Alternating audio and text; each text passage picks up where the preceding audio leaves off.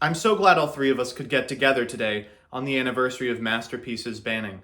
I know you all are happy to see your old pal Dynamite Knight, Majesty Maiden, you're looking good as ever, and the red one. I was more playable than all of you! Right, but we need to talk business. As the three people closest to Masterpiece, it's time for us to take up his mantle. We used to be the apex predators in terms of getting people so mad that they quit Yu-Gi-Oh! Forever.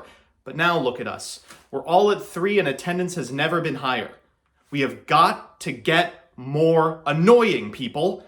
Now I need some ideas. Maybe more complicated. We could get more complex. Ideally something that a huge percentage of the player base already hates on face. We could become pendulums. Become pendulums. Same thing both of you said.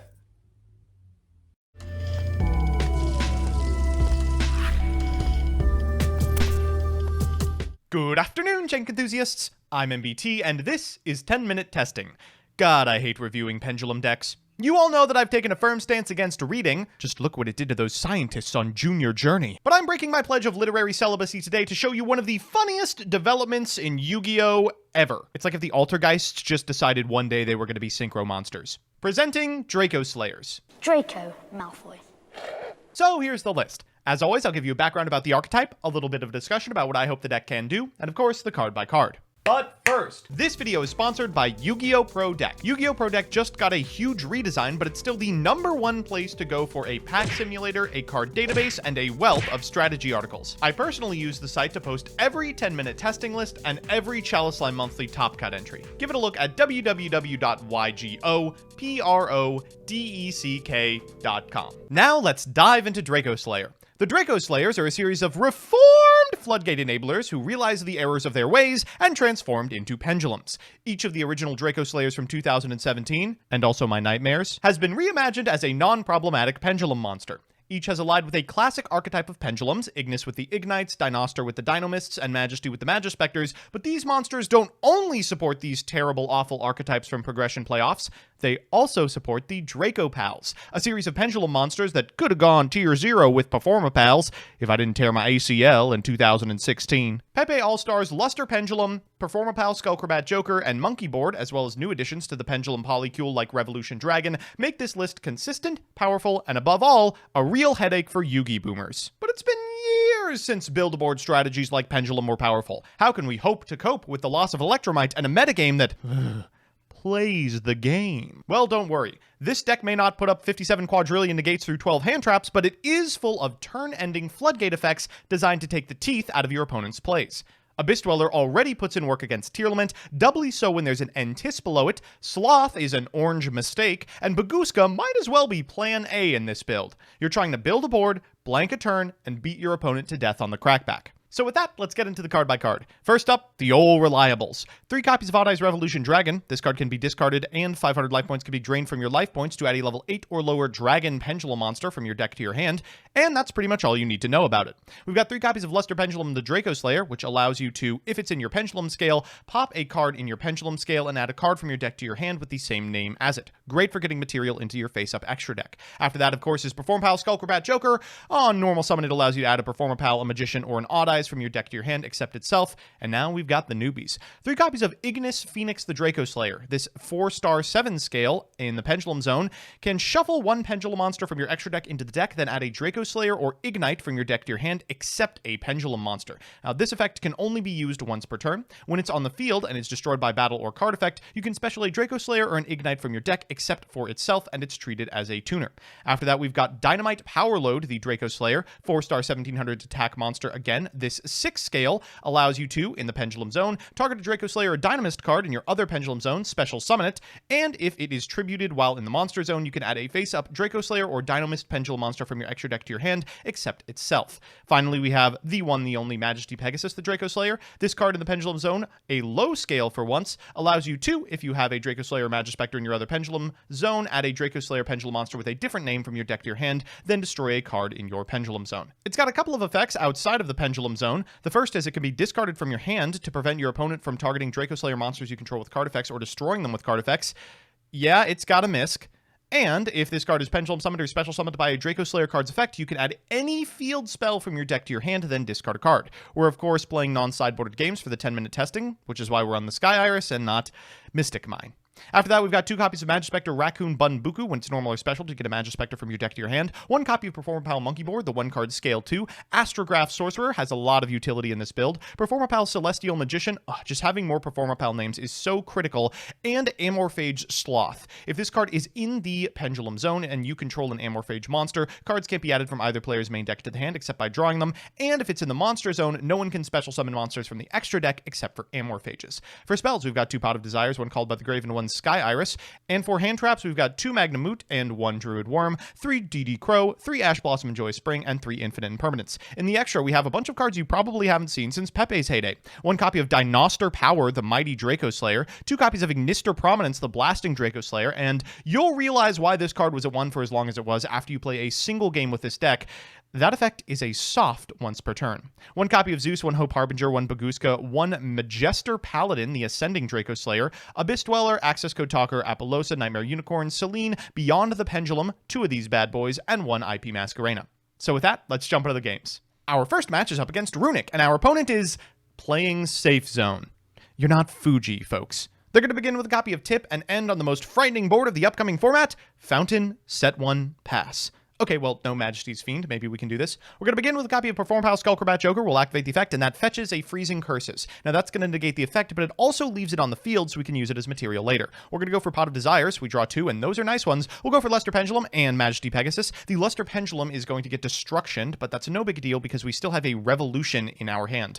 Our opponent's going to go for the Fountain here, and while we can't blank it the way you would blank Avarice, we can prevent them from drawing 3, only allowing them 1. We'll go Revolution Falcon here afterwards for the Luster Pendulum. We'll activate Luster Pendulum. They will activate Droplets, drawing us a card and getting us down to 8. Here, just trying to make our searches blank. We're going to summon as many monsters as we can, including 2 Ignis Phoenix, and then we're going to go for Ignister Prominence, and boy, this card is broken. We're going to get the 3rd Phoenix and then activate the effect. Our opponent is going to have to fire off the Slumber here because theoretically we could pop anything on their side of the field. We're going to go down to 3 cards in deck, which is horrifying, but I think we can't lose from this position. We're going to go for Majesty Paladin afterwards to get a Luster Pendulum before going into Dinoster Power. That's an 8, as is our Synchro monster, which allows us to make Hope Harbinger. We'll go in for as much as we can, and then in main phase 2, we are going to link off for a copy of IP Masquerena. No difference between 3 and 2, so we'll add a Performapal from our deck to our hand at the end phase, and our opponent will scoop it up. Our second match is up against Live Twin Sprite, and our opponent is already at a tremendous disadvantage. You cannot currently play the new altar in Edo. We're going to begin with a copy of Pot of Desires, finding off the top 2 pretty good ones. We're going to go for Majesty Pegasus here and follow it up with the Ignis Phoenix, activating the effect of the Majesty Pegasus to pop the Ignis Phoenix, and then triggering the Ignis Phoenix in order to summon from our deck the other Majesty Pegasus. From here, we can Majesty Pegasus in order to get a Sky Iris before setting a copy of Dynamite, and then activating Dynamite's effect in order to summon the Majesty Pegasus, enabling an Ignister Prominence, summoning any Pendulum from deck, and going Beyond the Pendulum. From here, we can activate the effect of the Beyond the Pendulum, taking 1200 in order to grab from deck to hand a copy of Monkey Board. It will be negated, but it's still a 1 scale. That allows us to Pendulum summon 4 monsters to our side of the field. We'll activate the effect of the Celestial Magician before going into Dugaris. We'll activate Dugaris. Our opponent will Crow, but Dugaris doesn't actually target. So we can still summon back the Celestial Magician and make an Ignister Prominence anyway. We're going to summon from our deck a copy of Ignis Phoenix, and then we'll make a copy of Entis. From here, we can overlay for Majester Paladin. We'll activate that effect, see you at the end phase, before going for a copy of Ignis Phoenix, setting a Sky Iris, making Selene for 4 tokens, activating Selene's effect in order to summon from our graveyard a Spellcaster-type monster,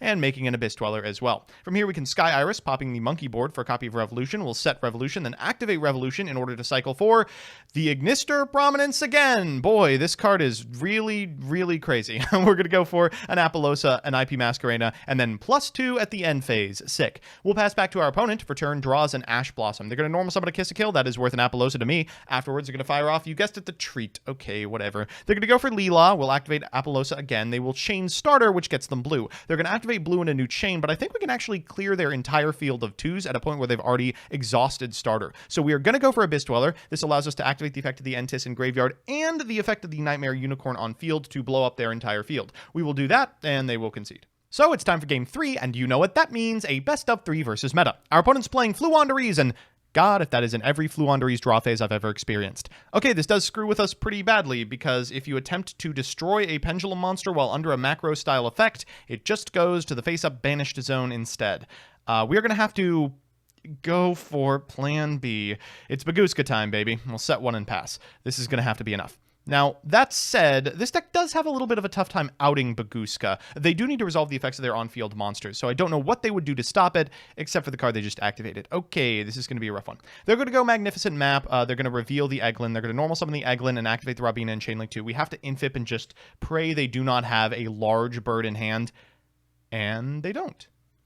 Okay, this fat L is starting to look like a skinny W. We'll go for Sky Iris here to pop our copy of Ignis, and then afterwards we'll activate the effect of the Ignis in order to summon a Luster Pendulum from deck and make Beyond the Pendulum. We'll take 1200 and grab ourselves a copy of Perform Pal Monkey Board. Of course, the effect is going to be negated for now, but we're going to summon Luster Pendulum and Ignis Phoenix and the other Ignis Phoenix as well. We'll grab that Celestial and then go for an Ignister Prominence and get ready to hear that term frequently. Ignister Prominence effect, we're going to pop this Monkey Board and also pop our opponent's map. From here, we can normal summon a Celestial Magician. We'll activate the effect and then go into an Ascending Dracoslayer. Majesty Paladin is incredibly powerful and will enable us to get a copy of Luster. Afterwards, we can make a second Ignister Prominence. We'll get the power load here and set a Revolution to go into Selene. Selene's effect is going to activate for 3, even though everything else was banished. We currently have enough on field to proc the effect, but instead of doing so, let's just Contact Fuse into Dinoster Power, then summon another Ignis Phoenix. We can activate the effect of our on-field Ignister Prominence as well to get rid of our opponent's last monster, and okay, I have no defense of this. This part of the game it's just BM. But it is really funny. 4250, 2850, let's get in with the Selene. So it's time for game 2, and this is a pretty weak hand from our opponent. They've got a duality, but it's got to find something magical in order to turn this on. They're going to find off the top. Yeah, that's about as good as it could have gone. They're going to fire off the Advent of Adventure afterwards, banishing a DD Crow for the map. They're going to activate the map and then use the effect of the map in order to reveal the Eaglin and go for the Robina. I should have infipped the Eaglin here. Oh, but hindsight is 2020. Instead, I save it for the Robina, which allows them to make it to M-Pen. They're going to activate Robina. We don't have to contend with the barrier statue, but we do have to contend with both M-Pen and the trap. And then I realize it's going to be much worse, because off of the M-Pen, they don't add the trap. They add Unexplored Winds. Okay, that is really, really bad news for us because we absolutely must keep our scales. We're going to go for Monkey Board here. We'll activate the Monkey Board effect. We're going to grab from deck to hand a Celestial Magician, which we will scale before activating Pot of Desires. We draw a couple of cards off the top of our deck, decent ones. We're going to special summon as many monsters as we can. Afterwards, we're going to activate the effect of the Magnum Moot. Our opponent's going to Dreaming Town, and oh god, here we go. They're going to go Eaglin into Robina. Activate the effect of the Eaglin, enabling a summon of a Robina. They get the Apex Avion. They're going to use Robina's effect in order to grab Toucan. They will tribute our scale for an Apex Avion and activate the graveyard effect of Dreaming Town. Okay, we can still contact into Dinoster Power, but that is really not enough. We will grab the Bestial from our deck, but we are not able to beat the resolved effect of the map. So it's time for that all-important Game 3, and oh, we're both playing with 3-card hands, huh? Well, our 3-card hand includes Skulker, Bat, Joker, so let me show you what we can do. We'll activate the effect in order to grab a Revolution Falcon from deck to hand, then we will set a copy of Dynamite Power Load. We're going to activate the Revolution before setting a Luster Pendulum, and then we'll activate the effect of the Power Load to summon the Luster Pendulum and Synchro Summon Ignister Prominence, the Blasting Dracoslayer for the first time this turn. But don't worry, it won't be the last. We'll go Majesty Pegasus in order to grab a Sky Iris, then we'll make a Beyond the Pendulum, and grab ourselves a Monkey Board. We're going to set that Monkey Board and Pendulum Summon 1, 2...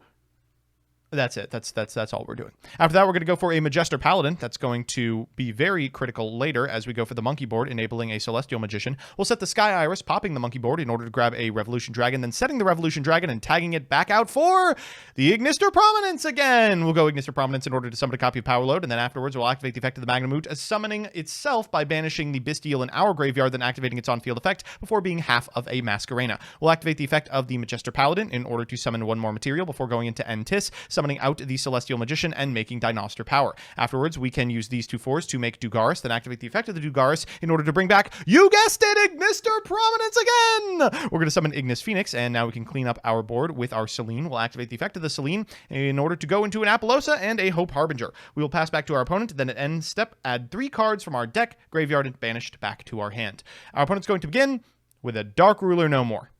Well, thankfully, the Hope Harbinger on field did prevent them from activating Pot of Extravagance, and the Infinite Impermanence we have set will prevent them from doing anything else this turn. Now, unfortunately, we don't get our main phase 1 because we did use Dugaris, so we are going to have to spend our battle phase walking over the Robina, but in main phase 2, we should be able to put up a board this deck can't possibly crack. We're going to link off for a Beyond the Pendulum once again, activate the effect to take 1200 in the process in order to get a copy of Majesty Pegasus. From here, we are going to Pendulum Summon 1, 2, Again, 2, come on. Celestial Magician, overlay for a Pegasus, pass back turn, and hope our opponent doesn't have an infinite impermanence. They don't. They're going to go for a Pot of Extravagance. They have to not draw a hand trap here, and thankfully they do not. They're going to normal summon a Stormwinds. It goes to defense, and they will pass turn. Good. Let's wrap this one up. We are going to begin with a copy of Pegasus. We're going to use the effect of the Pegasus, and then switch this bad boy to attack position, so that when we summon the Pegasus, it isn't immediately flipped to defense. We'll go to the battle phase and get in for lethal. Woof. So we're back with the deck, and thank God it beats Fluwandereeze. I can't take getting beat by the birds for another format. Let's do the pros and cons.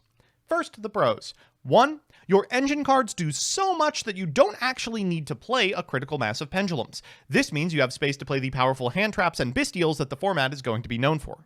2, the end boards are unique. It's not the negates this deck is known for, it's niche cards with applications versus a ton of individualized decks. And 3, because you have the ability to search field spells, your side deck capabilities are nearly unmatched. And the cons. 1, anti-spell fragrance. People are already playing this card to deal with Runic and Flu and basically every deck when they win the die roll, and boy does it immediately lose you the game. 2, unlike most other Pendulum builds, this one isn't all gas. It has the capacity to die to hand traps if they are well timed and you're playing with a low ceiling hand. And 3, Dark Ruler. This deck pretty much has no way to play around it sans Shotgunning Dweller. All in all, this is the most playable Pendulum has looked in years. But that is not a high bar to clear.